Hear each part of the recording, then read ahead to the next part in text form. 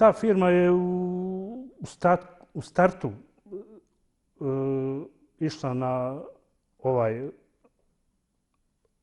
odnos kao što je i uradila, znači sačekala da se aukcija završi i onda je uložila žalbu sa namjerom da kroz te neformalne nedostatke i suštinski koji nisu bitni da obore najpovoljnijeg ponuđača na način što su to i u dosadašnjim tenderima tako radili i dobijali poslove.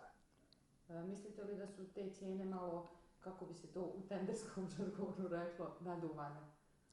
Pa nisu, samo su one realne. A zašto je onda vaša ponuda jeftinija? Pa naša